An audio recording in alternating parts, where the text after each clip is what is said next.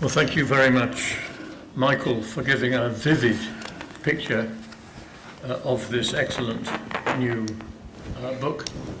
And I will merely add to your vivid from the horse's mouth picture the random thoughts of a stray superannuated professor who has enjoyed reading this book.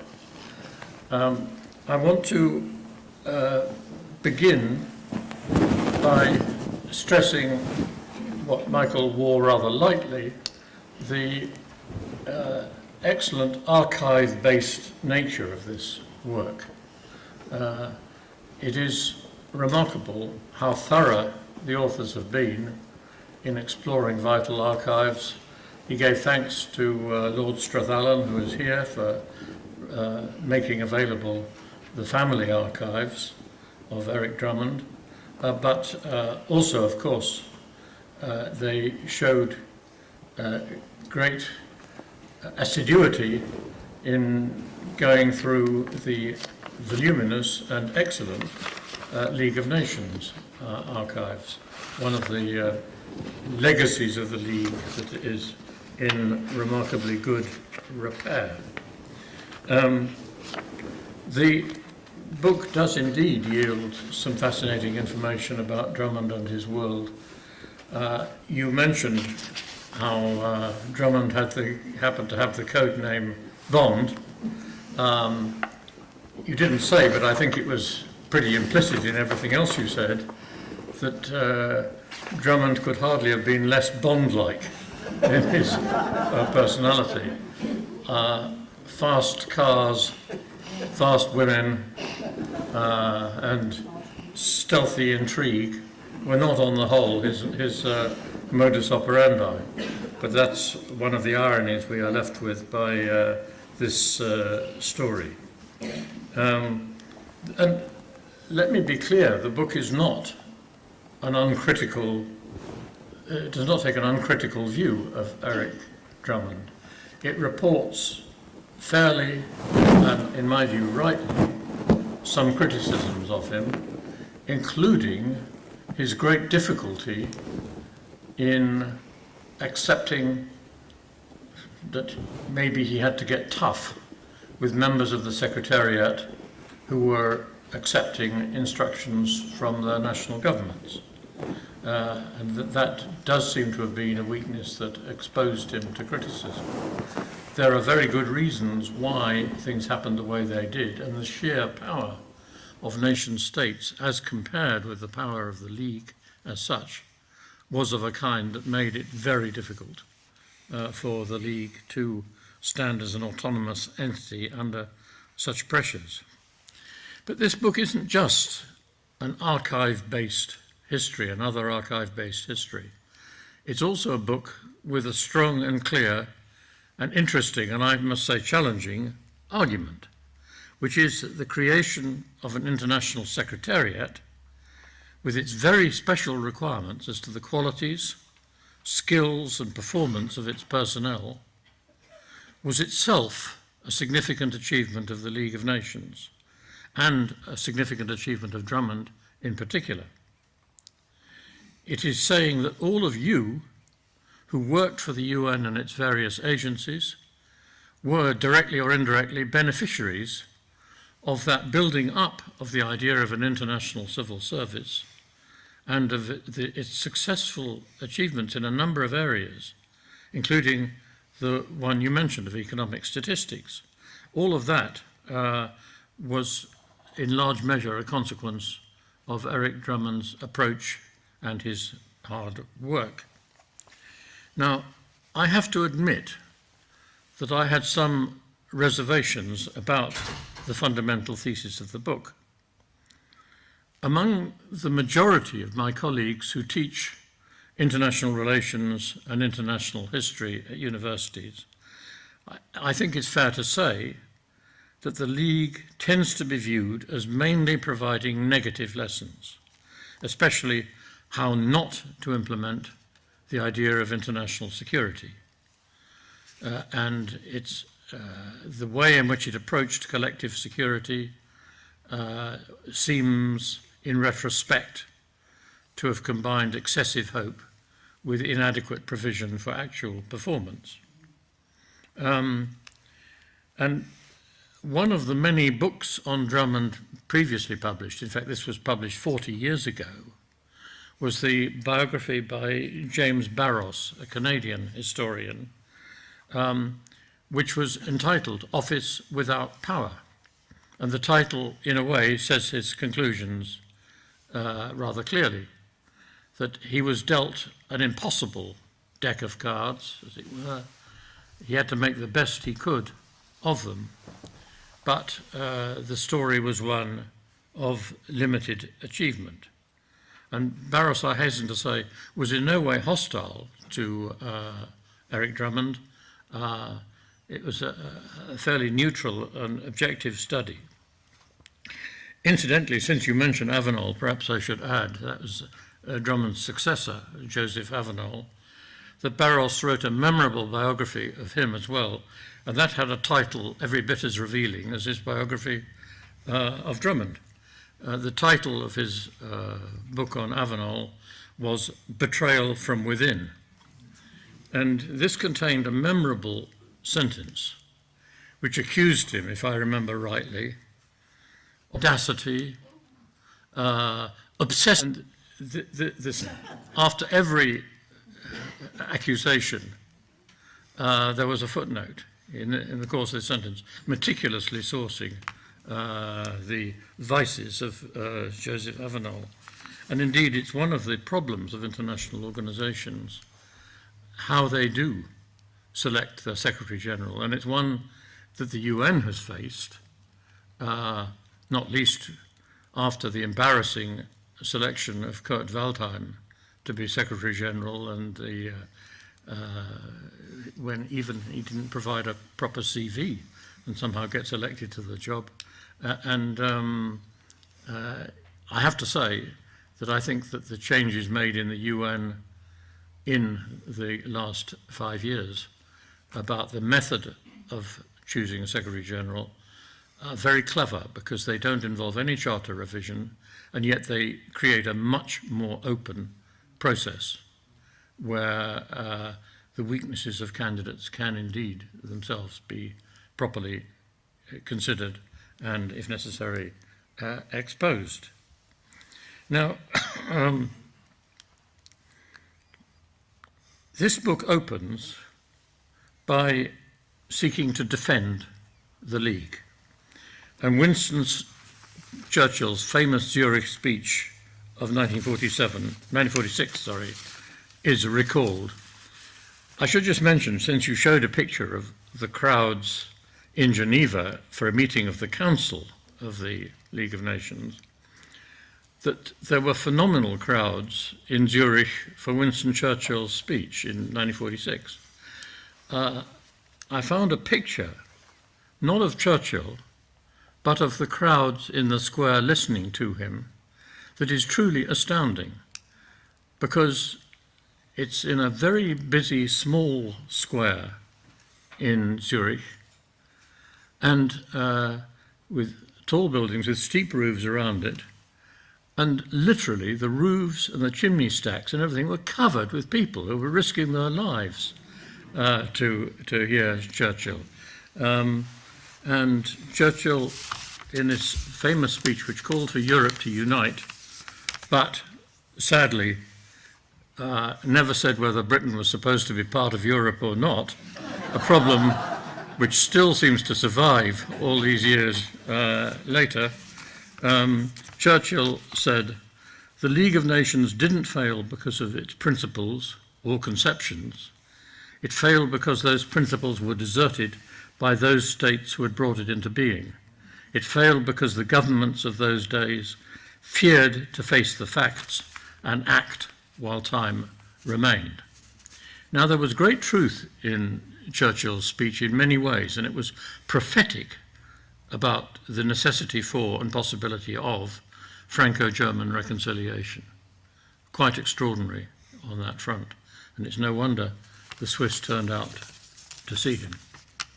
But it's a question whether the League only failed because people didn't support it enough, or whether there were weaknesses in the conception. Now, the prologue to this new book says that the League demonstrated a way towards building a better world through nations acting together. And that's a wonderful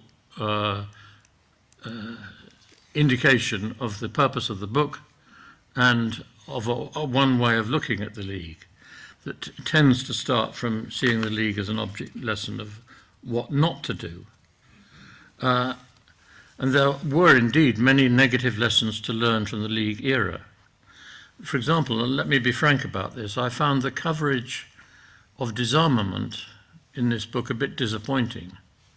It indicates that the disarmament negotiations in the League of Nations failed for some particular reasons to do with a particular period, when in fact there may have been a deeper reason, there may be a deeper reason, why negotiations for general and complete disarmament have habitually, over centuries, literally centuries, there have been proposals around 4 centuries, why they have run into trouble.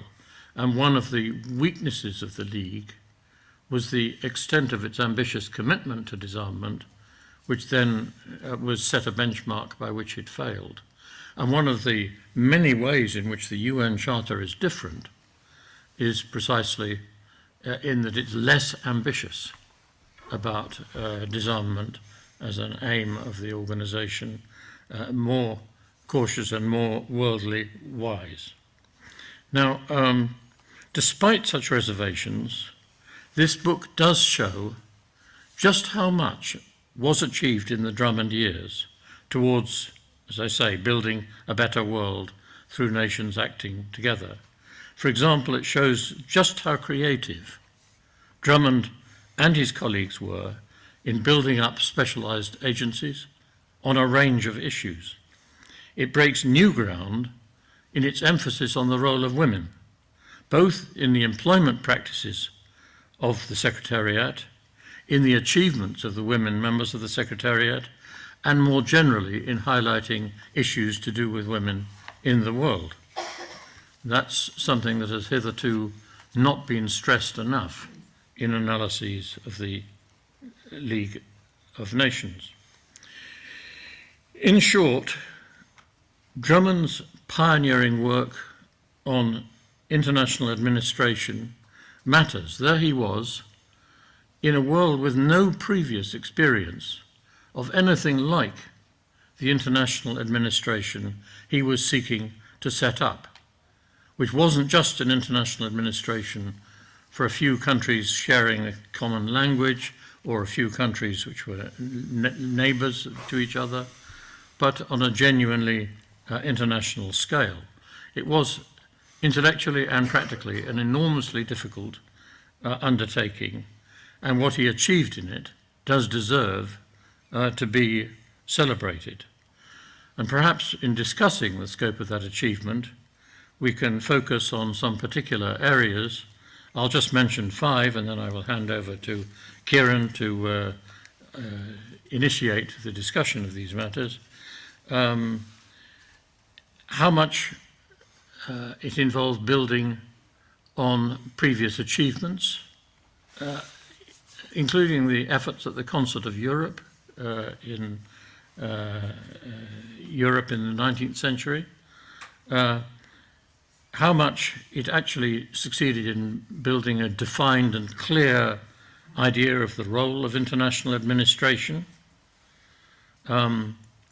how successful it was in forging links with other international bodies in subject areas such as the rights of workers.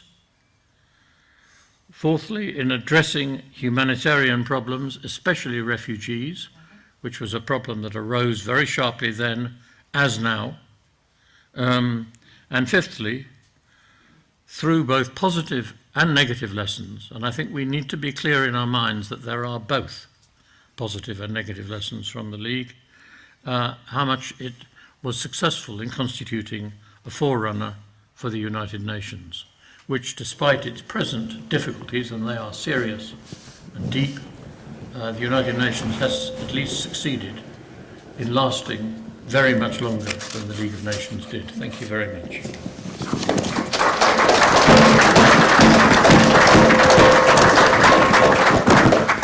Thank you very much, Adam. I can't help starting with a slight digression because you mentioned Waldheim. I was in the British mission in 1981 when he'd done 10 years and was coming up and running for a third term. Let me tell you that he would have got the third term, but for the unwillingness of the Chinese to allow that to go ahead. There were 40, on the first vote, informal vote, the straw poll, there were 14 members, including the United Kingdom, who wanted to give him the third term. And it was only when the Chinese made clear that they would veto and would continue to veto until the cows came home that they started to look for other alternatives. And let's not forget either that he went on to be president of Austria. So his tracks were, if you like, relatively well covered, and maybe due diligence wasn't a concept that was very active in capitals in that period. I think we should have, in the UN we have a thing called the right of reply.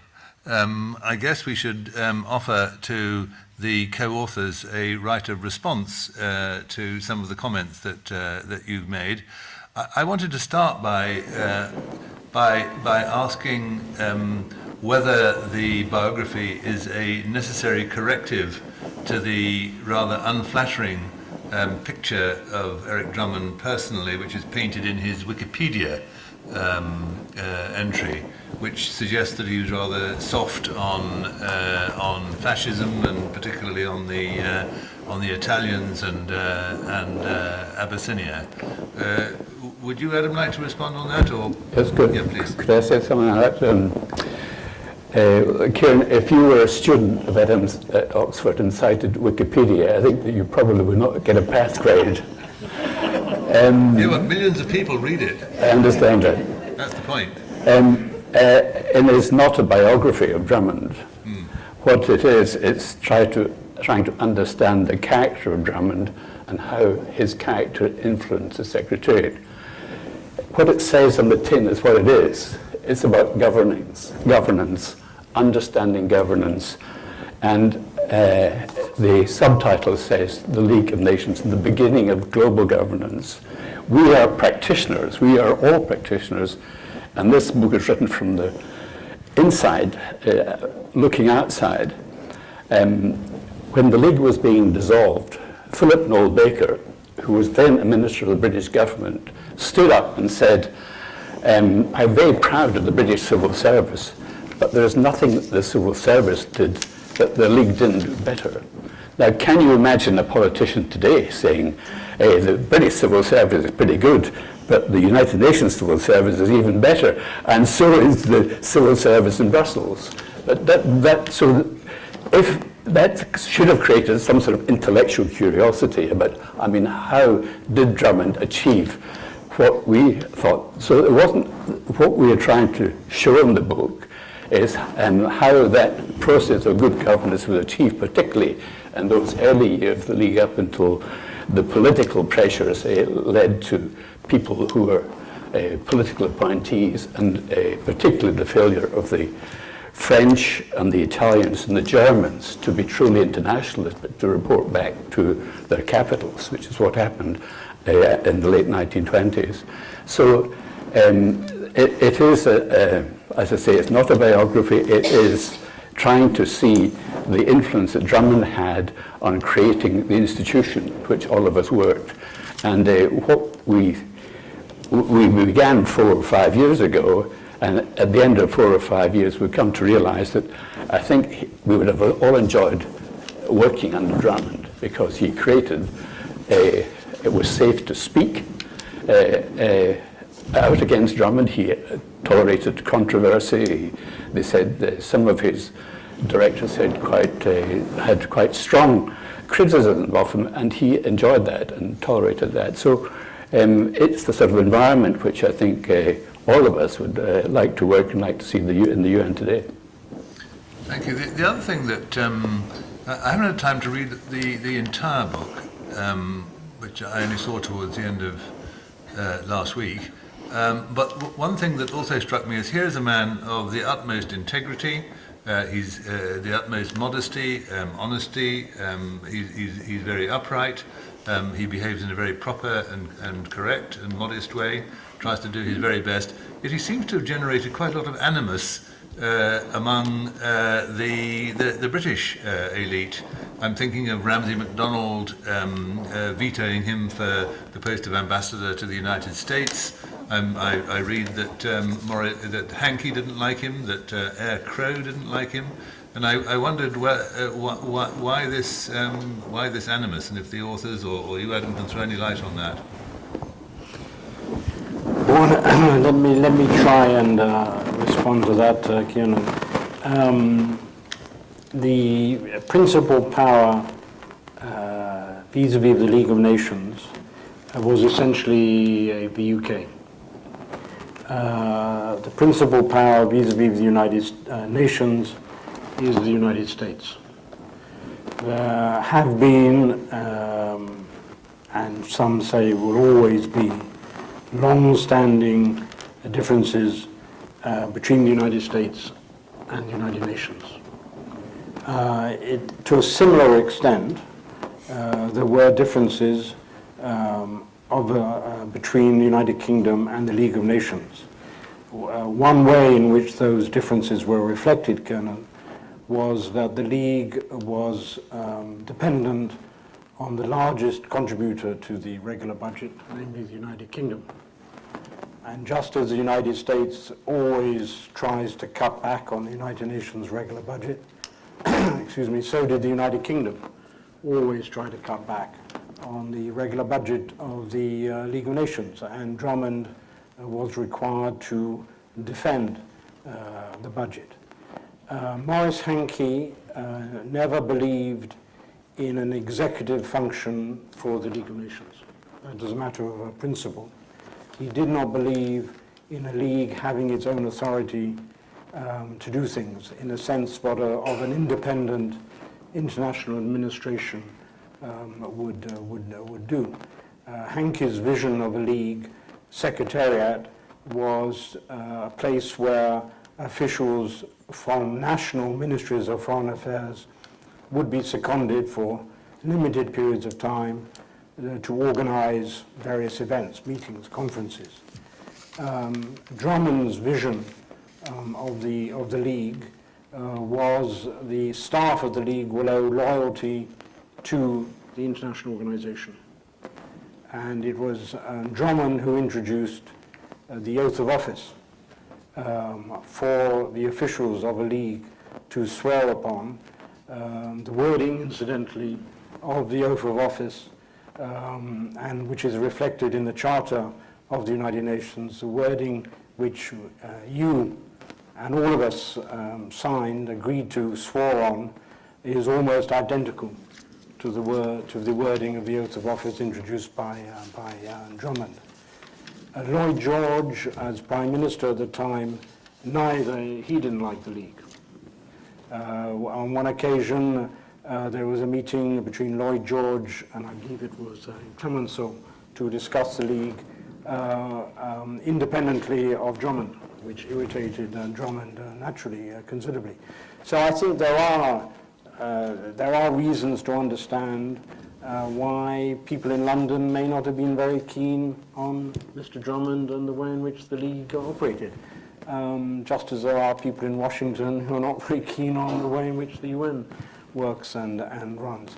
And I think this is in the nature of an international organization which is dependent upon member states, is an association of member states, and dependent upon their goodwill to function, but nevertheless with their own independent authority and expectation to carry out certain tasks which certain countries may not necessarily wish to see carried out effectively.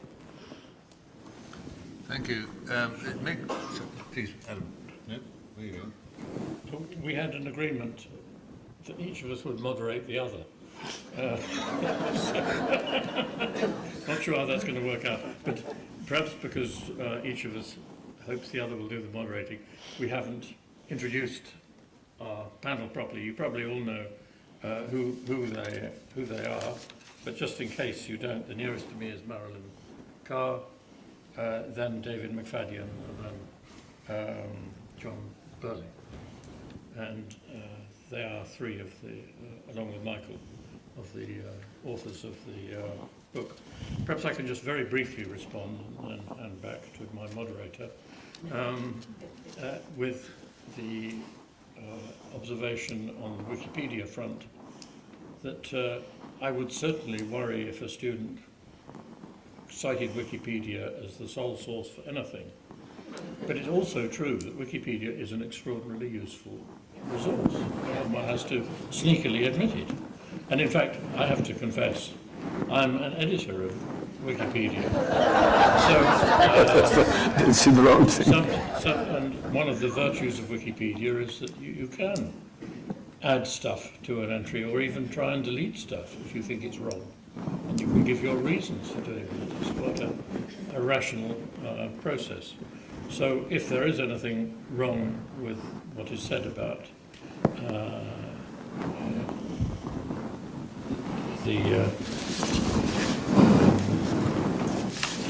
Secretary General of the League of Nations, then it is possible to put it right.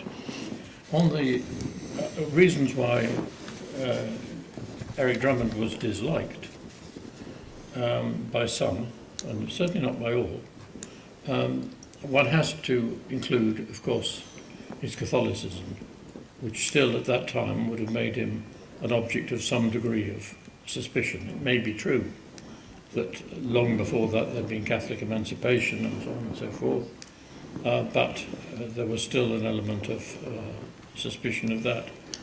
And also I would add to what was just said by John, that one of the problems of international organisations is that they're full of foreigners. And to me, the miracle is that in our era, the United Nations has largely escaped, in UK folklore and in UK newspapers, has largely escaped criticism. Brussels has been a sort of lightning rod for resentment of international organisations, and the UN has hitherto largely escaped. Whether that will continue if we no longer have Brussels as a lightning rod remains to be seen. But that takes me into dangerous territory I would not go further into.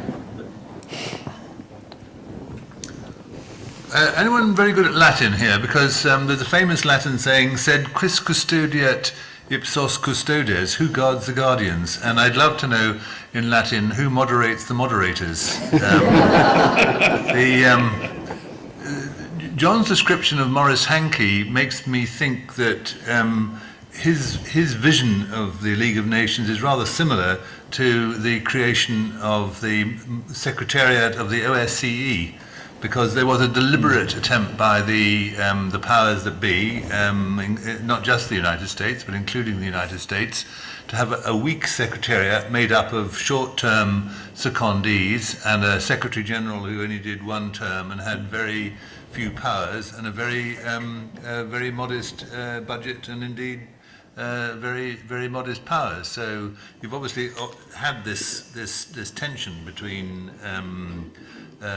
collective security, collective responsibility, international rule of law, and strong prevails, and the weak better get out of the way. John. Can I just add a very small point? At the time, the State Department intensive work on the Charter in 1943, 1944, and leading up to San Francisco.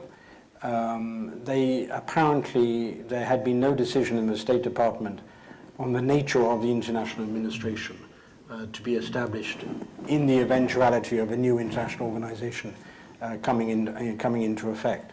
The people in the State Department knew very well the League of Nations. There were close personal relationships between some of them. Lovejoy, as Michael said, was in Princeton, which is just a train ride down from Washington. and people in the State Department were in close touch with Loveday during this time. But the Americans put off a decision about the nature of the international administration until it was later in the day. And if I'm correct, it was only really until the Preparatory Commission in London when the recognition by a number of the delegates who had been familiar with the League, were also at the Preparatory Commission, made the point that the League's experience and knowledge and staff was such as to be ready and able to move into a new set of international organizations under the same essential rules and procedures and structures and arrangements and so forth. So eventually the Americans, and they were the key actors in this, agreed, well, okay, it worked in the League, may work in the UN. The Americans, of course, could never say that publicly because the League was toxic, and it was not something which they could give any credence to. But that is, I understand, is in effect what happened, which is, I think, again, a reflection of the credit as to what the League was doing. And therefore, to that extent, we are therefore having a bit of a revisionist view of the League. Thank you. We had a very good dinner last night, and unfortunately, my recollection of some of the discussion of the advanced discussion of today's topic is rather wreathed in the aroma of red wine.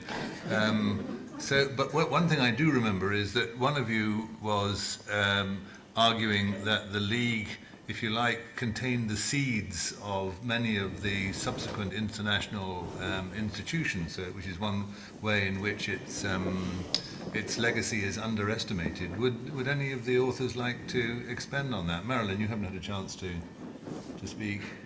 I haven't, and unfortunately my area, which is women in the UN, was not a direct result of much of the work of the League. However, Rachel Crowdy, who Michael mentioned earlier, although she was not herself a feminist and not actually in charge of a women's unit, in fact fought against one, was in charge of social questions, which was the beginning of a lot of the humanitarian work in the League, including the refugees, which of course then went on to Nansen and ended up as the UNHCR. She obviously dealt with the Russian famines because that was seen as a social issue, which went on to become the work of nutrition and led to FAO. She started the health work, which went quite quickly to David's great hero, Rackman, who was Polish, who set up the League of Nations Health Organization, which became WHO. All the work she did, the massive work she did on trafficking in women and children, quickly turned into a lot of child welfare work, which was supported by the outside. There was this amazing network of women who supported her on the outside, including people like Eglantine Jebb, who went on to set up Save the Children, who also wrote the 1924 Declaration of the Rights of Children, which got through a resolution through the League of Nations and founded much of the later work of the UN and UNICEF on the rights of children. So there was a lot of the work that came out of that tiny, tiny social questions division, which led to the formation of much of the work of many of the specialized agencies. And since I have the floor, I mean, I would like to say that as a woman who has been working in the United Nations, I learned so much by researching this book because myself, like many of my colleagues, assumed that everything about women in the UN started in 1975 with the United Nations Decade for Women. And it was just an eye-opener to see it all starting back there in 1920 with these amazing bunch of women, both inside the Secretariat, where they fought like tooth and nail with very little resources. And also there's a huge network, including Eglantine Jebb and others like her, who supported her from the outside. So although the only thing that actually transferred on women from the League to the UN was the Commission on the Status of Women, there was much else that had its seed in that, including it was Crowdy, because she was so under-resourced, that had to bring in a lot of NGO support from the outside, put non-government assessors onto her committees in order to get the work done, and indeed bring in the resources of the huge international women's organizations to get much of this work done. So a lot of the humanitarian work in the League, which led to so many different parts of specialized agencies in the UN, actually came from very small beginnings and from some very special women who we've all forgotten about. Was it her who was replaced by a man at several times her salary? Yes. Yes. Yes, yes. So That happened quite a lot. In fact, she said very early on, she predicted, she said, what is going to happen is we're going to build up these programs to become great administrative programs, which will then be so important, they will have to be taken over by men because they're too important to be handled by women. gosh, oh well, I won't say plus ça change. Is there anywhere in the book, because I haven't read the whole book, in which what you might call the legacy institutions of the UN, which can be traced back to the League of Nations, are listed? Because it seems a formidable list. John? There is nothing we could find which the League did, which did not transit in one way or another to one or other of the specialized agencies, including the IMF. The bank is a World Banker, no, but to all of the other specialized agencies created immediately after the war, and the United Nations. We have 3 chapters in the book, Kieran, one on the structures, administrative arrangements, international civil service, the functioning of the international civil service, and then one chapter on political and humanitarian legacies, which covers, as Marion said, the refugees, minority rights, which is a special case, and there we've taken the line that Mark Mazawa took, that the collapse of the minority rights regime paradoxically led to the United States and the Soviet Union being required to accept a reference to human rights in the Charter, because otherwise there wouldn't be anything about human rights.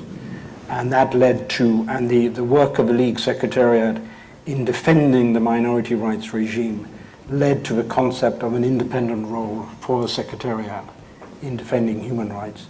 The mandates, which Susan Pedersen has written about so extensively, which led into the trustee system, some aspects of political and peacekeeping, and added your remarks on disarmament.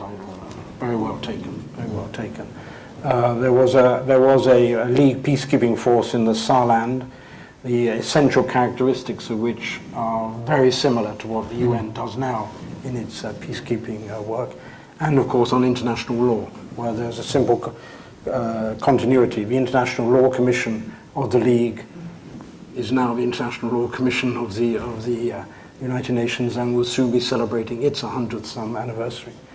And then on the economic and technical side, all Patricia Clavin's masterful book, which resurrected the reputation of the League on economic and financial issues, statistics, the work which the League did on European questions,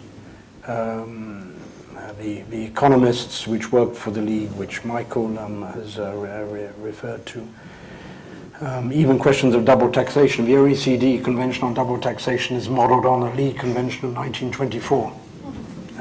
It's all there. The social issues, which Marion has referred to, the experience of the ILO, which we should mention, the nature of the relationships between ILO and the League, the growing separation between the ILO and the League led to the concept of the specialized agencies having their own independent existence, but being tied to the United Nations through relationship agreement is based on the League and the ILO relationship. Written by an eminent British jurist, Wilfred Jenks, became a Director General of ILO. The work of the League did on nutrition, which led into FAO. The Health Organization man is referred to, which led to WHO. The Bureau of Intellectual Cooperation, which led in part to UNESCO, only in part, because there are other aspects which led to the creation of UNESCO. The work on dangerous drugs, opium, in the League, which the Americans were particularly keen on defending, and in fact made arrangements to transfer to Washington during the war to make sure that the information which were in the League Secretariat on the control of opium was available to Washington during the war, and which led into the subsequent establishment of a division of the Commission on Narcotic Drugs and the International Narcotics Drug Board. Essentially in Eastern Europe, after the First World War, became what ECE does on inland transport in Europe, but also the other transport and communications, which goes with the League, but became specialized agencies of the UN. So it's a history which I found fascinating to try to capture in one place, and we think histories of this, but this is the first time that in one place there is a complete summary of everything the League did, and which transited to the post-war set of international organizations. And again, we think that would help in a more nuanced understanding of what the League did and what it stood for. Arthur Sweetser saying comparing the League and the United Nations is akin to a man being asked to describe his second wife, saying that the second was uncannily like the first. There's a very good Victorian novel called Le Notaire du Havre, in which the notaire is caught out in infidelity by his wife and says to her rather plaintively that I only ever betrayed you with women who resembled you. She was not impressed about it. Are we going to open to the floor, or Adam, do you want to say more? I think they've heard enough of me. What about the floor? Would anyone like to comment or ask a question or ask one of the authors something, or agree or disagree? Martin. Of course, they're all at a disadvantage not having read the book. Martin Barber. Oh, by the way, will you say who you are when you, because Adam doesn't know everybody. Yes, Martin Barber. I must say I was very interested in the decision to create the Secretariat in the way that we know it, rather than in the way that the OSCE Secretariat was established. And I must say in my time in the UN, I noticed one advantage of being created like the OSCE, which is that governments don't criticize its work because their own staff are working in it, whereas they don't feel the same constraints when criticizing the UN. And this was particularly evident in Bosnia when the first elections were organized by the OSCE. And we in the UN realized that if we had organized them in the way the OSCE had done, we'd have been lambasted.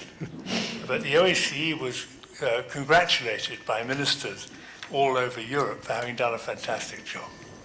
That's just one disadvantage of our current system. Not that I'm advocating that we change it. Could I respond to that? David. Can I give you the particular example of Bosnia? There was an instance where you had to be fanatically neutral. You had to be independent, impartial. And that was something that Drummond established, that ethos he established. And the reason for having an international secretariat, the way that he formulated it, was so that there would be a cadre of people who give politically neutral responses to situations. In Bosnia, the Croats were bombing the Serb houses were being destroyed by the Croats, and so on. So all the international staff there had to be fanatical neutral. So that is a legacy of Drummond. Perhaps I could just add to that I served as an election observer in Bosnia for the OSCE, but in the second elections, not in that first round. And it's a fascinating story of improvement. I completely agree that the first round of elections were problematic in many ways. But the second round, which was about 2003, I'm going from memory, which is always dangerous, the OSCE methodology was seriously good. I spent a great deal of time trying to think how I would fiddle the elections if I was keen on fiddling them. And it's extremely difficult because the OSCE has developed a very fine methodology. And so things that start out dodgily may sometimes Get better. Good. There was another question? Or another point? Yeah. Please.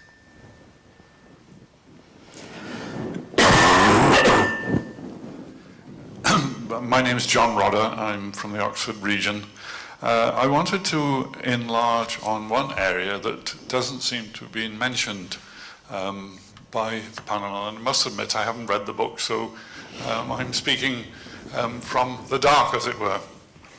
Various agencies have been mentioned as springing from the League and then being transmitted into or transmuted into UN bodies. But nobody's mentioned anything about science and scientific research. And as a hydrologist, I'm very concerned floods, droughts, and the effects that they have on humanity. It's very strange that next month in Montreal, there'll be the celebration of the 100th anniversary of the founding of the International Union of Geodesy and Geophysics. It's a body that brings together volcanologists, hydrologists, meteorologists, seismologists, and others. And this body was set up in 1919. There didn't seem to be any attempt to bring that within either the League as a whole or into the UN, except for one, and that's the World Meteorological Organization. Meteorology seems to have been accepted as part of the UN, but not seismology, volcanology, and so on. It's just an observation, President, and perhaps it could be enlarged on. Thank you. Thank you. Anybody? Go ahead. The covenant establishing the League required it to cooperate with bureaus of the kind which you are mentioning. And there were, I've seen in the archives, considerable evidence of a collaboration between the League Secretariat and a number of the bureaus which was either existed before the First World War or which developed after the Second after the First World War.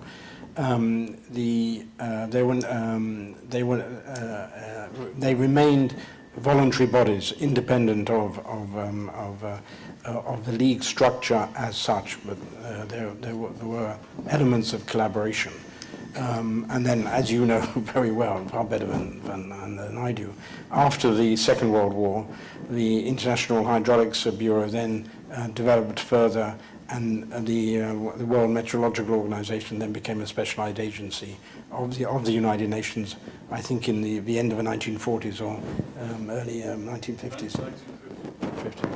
But the essence of collaboration between the League and these independent bureaus existed, but the collaboration was not as intense as it is now between the UN and the specialized agencies. So there has been an evolution in the processes as far as that is concerned. The Universal Postal Union and the International Telecommunications Union, which both of which were independent bodies established, in fact, in the 19th century, that they had a collaboration with the League, but there was no formal recognition. The covenant of the League envisaged them being folded into the League, but that never happened. The membership of the bodies were not, they did not wish to pursue that route. But again, after the war, as part of the rationalization process, both those bodies became specialized agencies of the United Nations. Thank you. We have... we have a question here. Okay, and then you. Thank you. Hope Hanlon, formerly of UNHCR, UNEP and IFAD. You mentioned the failure of disarmament negotiations and suggested that the League, that Mr. Drummond was too ambitious in that. And I wondered if you could elaborate. What approach would you have suggested that they adopt, or would you have felt the subject was too touchy and shouldn't be adopted, shouldn't be touched at all?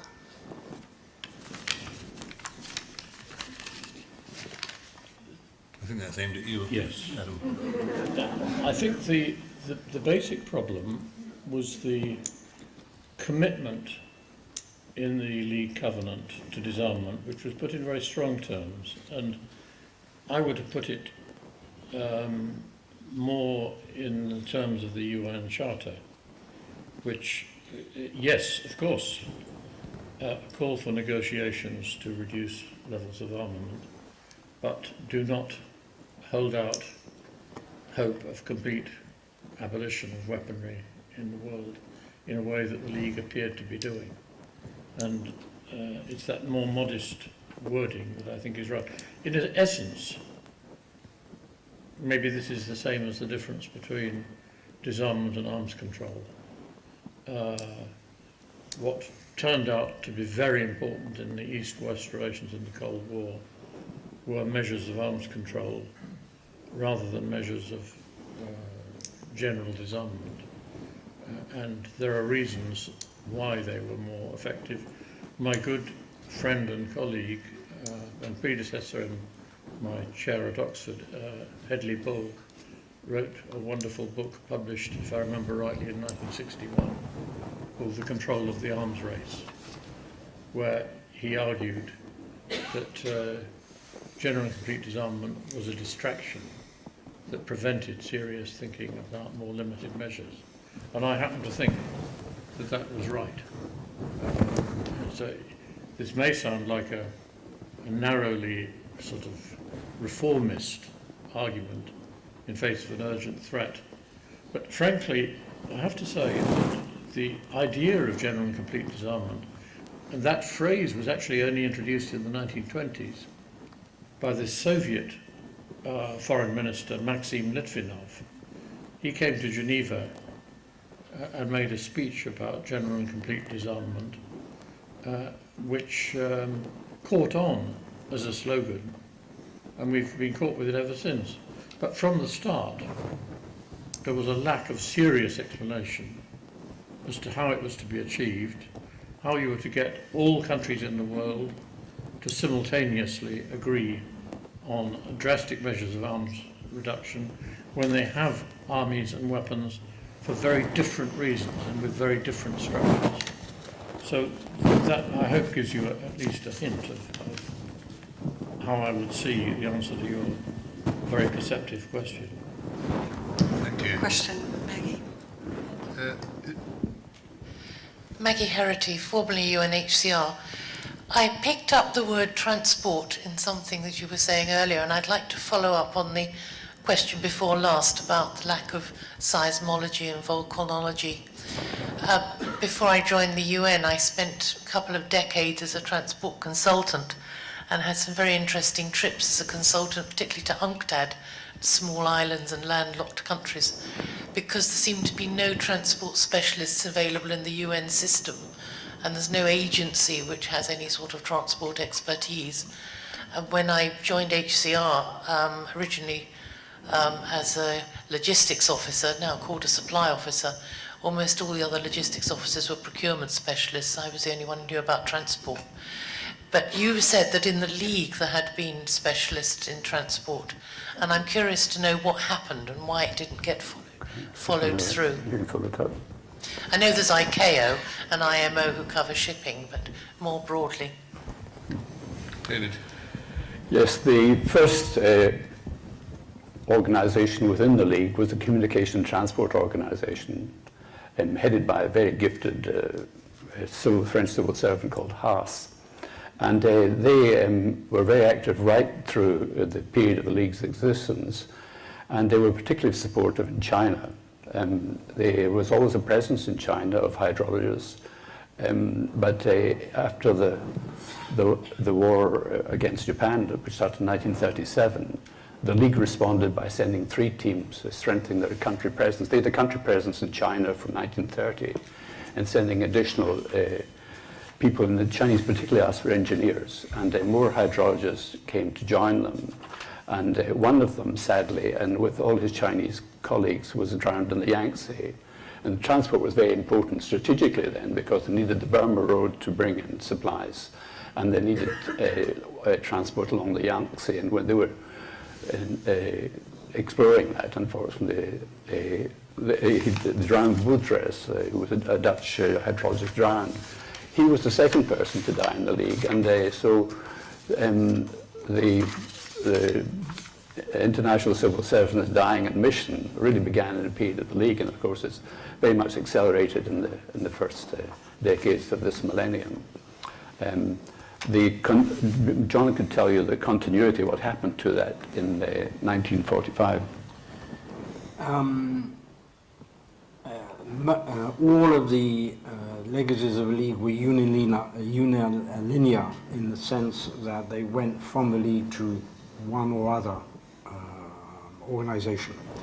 But in the field of transport, it was more complicated, and in effect, three parallel processes took place. There was the Soviets and the UK and the Americans agreed to set up, towards the end of the Second World War, something called the European Central Inland Transport Organization, ECITO, which was based in London and then went to Paris. The Secretary General of that was somebody who finished up working for FAO. The Americans withdrew funding for that when the Soviets withdrew funding for that. And that was folded into, with the agreement of Gunnar Myrdal, who by then was the Executive Secretary of the Economic Commission for Europe, and it became a transport division of ECE, and has continued to do the work on transport from ECE. The head of the League's transport division, who's a Yugoslav, a Serb, and who built a reputation for himself by supplying confidential information about the movements of transport in Eastern Europe with the Nazis during the Second World War. That he sent monthly reports to London on the situation regarding, he had excellent community. He was based in Geneva, but he had excellent links with Eastern Europe, and apparently played a very important part in that. He became the director of the transport division in the new UN Secretariat in New York, and was responsible for what was set up in ECOSOC as a Transport and Communications Commission to deal with general overall transport issues. And then thirdly, the independent specialized agencies. Civil aviation, as a result of the Montreal conference in December of 1944, and then ITU and the others, which I mentioned. So there were 3 aspects of that. And as a former staff member of UNCTAD, and in fact as a director of a division which once had the shipping division, there were some shipping economists in UNCTAD at the time of the 1970s and 1980s, but that has also disappeared. Much of the work on transport in the UN has just dissipated, in effect. We're into the last 5 minutes. Michael. What I wanted to say relates to what Adam Roberts said some time ago, and it also relates to John Rogers. I don't know if Richard Woodward's here yet, but he and I, when we co-authored the previous book that we had done, looked at something called public international unions. which is a hybrid international organizations that came out of the Concert of Europe, which Adam mentioned. And what happened with the public international unions was that individuals created these international organizations, and they moved forward as groups of individuals, which eventually in some cases represented countries, and created there were 73 odd international public unions by the beginning of the First World War.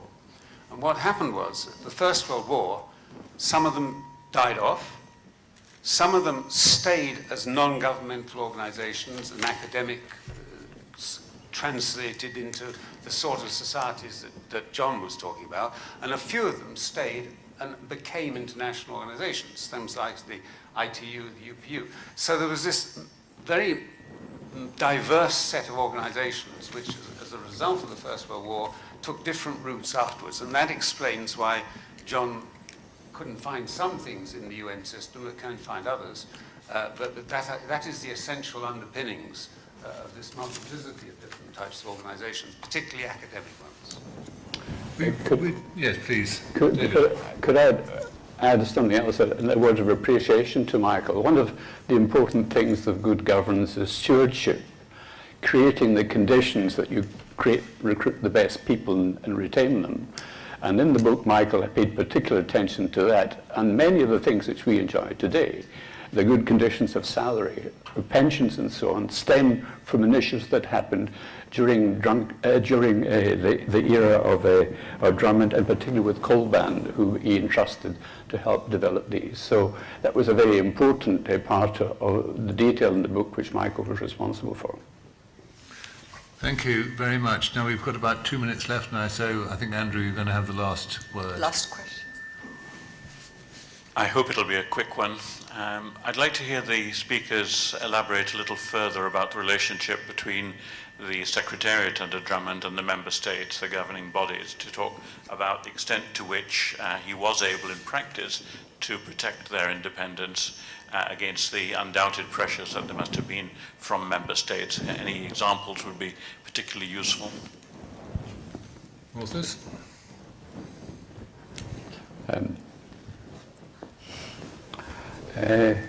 Well, I think it's important to say at the outset that the League existed for 18 months before the Assembly met.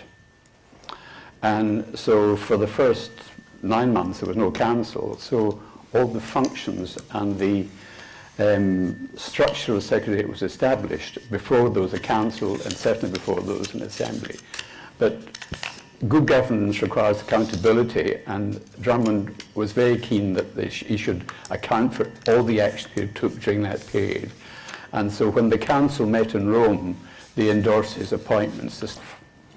And when the member states tried to interfere, as they did with the library, there was a woman in charge of the library, Florence Wilson. She was not only a woman, she was an American, and she was not very well received. And the member states, I think, wanted something more European and tried to interfere. And Drummond said, no, I'm sorry, the internal affairs of the Secretariat is my business.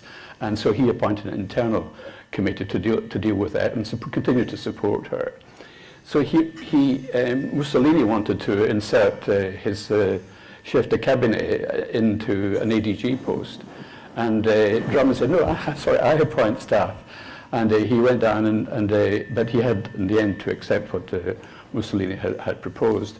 The Germans also wanted to impose somebody on him, and he said the same thing. And he was able to get an array of candidates and selected somebody who he put in the Department of Intellectual Cooperation because he didn't think he was a particularly good civil servant. But that's, maybe John has some, or Marion has some examples too. I think the early days of a league, let's say until the mid-20s, 1926, 27, were relatively, were successful in what David is saying, that the independence was assured. When, this is our interpretation, when it became clear that the League was in fact going to be able to do some useful things, the governments began to take more of an interest in it. And at that point, they decided they better start influencing the choice of senior officials. And that's when the problems began. And that's when the neutrality and the independence became less significant. And that's the other aspect of this is that although Drummond and Monet was Drummond's deputy, Jean Monnet, and they devised a secretariat where the essential work would be carried out at the level of the directors, who would be chosen for their competence and merit, and they were. The Undersecretary Generals were more of the political appointments. At one point, I think, David, it's right to say that Drummond wondered whether that, in fact, that structure should be retained, and whether or not it would be better off to do without the Undersecretary Generals, and just to have a Secretary General and then the directors. But I think he was, I'm not sure of the details of this, but I think he was not able, or I'm not whether he really wished to push it to the limit and to do away with the appointments of political staff at the Undersecretary General level. Initially, there were no missions in Geneva. And Drummond, I think, at one point envisaged a life without missions, which of course is very, very difficult to imagine as to how that would work. But he did envisage contacts with the governments through the Undersecretary Generals, the principal powers, not for them to represent their countries in the Secretariat, but to be a means of communication whereby he could tell those governments what he had in mind, and the Undersecretary General could tell Drummond how those governments were reacting to his proposals and to his initiatives.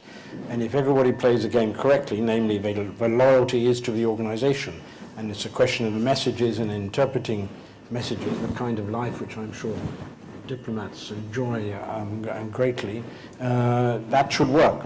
But when the Undersecretary Generals became strictly political appointments who owed loyalty to their national governments, then it breaks down. And that's when the problems in the League and the way in which the League functioned developed. I think we're more or less out of time. Marilyn, do you want to say a last word? Well, just on the Undersecretary Generals, I mean, I think the real sort of example of loyalty to the League was the Japanese. Mm. And his two Undersecretary Generals were really loyal to him and to the League, to the extent that they supported him right through the Manchurian crisis, and only left when, in fact, Japan left the League altogether. But and he trusted them, and they supported him. So it really worked until, as John was saying and David was saying, the whole thing went sort of topsy-turvy, and government started to take control. A familiar theme, not just in the League of Nations. Adam, do you want to say any last words? Only that there's one aspect of state-League relations we haven't discussed, which is the crucial role of the Council of the League. And it's worth remembering a very fundamental difference between the League and the UN, which is the Council was supposed to operate by unanimity, which meant, in fact, that there were multiple vetoes in the Council. Every single member had a veto. And as the Council got larger, with the growth of more powers in the world, and more were elected to the Council, that meant more vetoes. We think we've got problems with 5 vetoes in the UN Security Council, but that was as nothing. And I think that's part of the background to the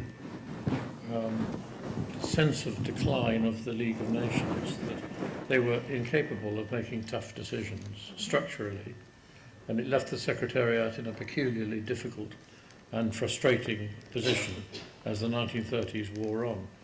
And the UN Charter and its veto provision is at least better than what we had in the League. And that has led some of my colleagues to the conclusion, which I think is right, that probably, although one can criticise the League of Nations Covenant and the way in which it operated, probably we had to have a learning exercise. It was such uncharted water, and the precedents were not even closely akin to the League of Nations. Things like the Concert of Europe had absolutely no secretariat or structure, didn't even meet for much of the time. Nobody can agree as to when it started and when it ended. So there was progress in the League Covenant in at least making a first attempt. But we had to learn from experience, and it's that lovely West Indian expression, learning by burning. That's, alas, what mankind tends to do. And we have learned, but we've also learned a great deal from this book. And I think you've had a exposition of the extraordinary wealth, or at least a glimpse of the extraordinary wealth of information that the book contains about the continuities between League activities and those of its successor. Excellent. Excellent final words. I'd like to join Adam in thanking the authors, and I'd like to thank you, Adam, for coming all the way by bus, no less, from Oxford to join us. That's above and beyond the call of duty. It's been a very good session. I think the book is available. It's not exactly cheap, but it's there. Where is the gin? Under your chair. Under my chair. Ah, sorry. And I don't know whether you like gin, but here is a bottle of Cotswold gin as a very maybe you might want to drink it on the bus going back. Make the journey a bit. Can I just say we're going to have a coffee break now, tea and coffee break for half an hour. We could all come back at as near as possible to 11:30. Those of you who haven't checked out yet, you can leave your luggage with reception after you've checked out. I think checkout time is now. And don't forget, if you're driving away in your own cars, that you need to pick up the little code to get you out through the gate. Anyway, thank the authors again very much. And Adam,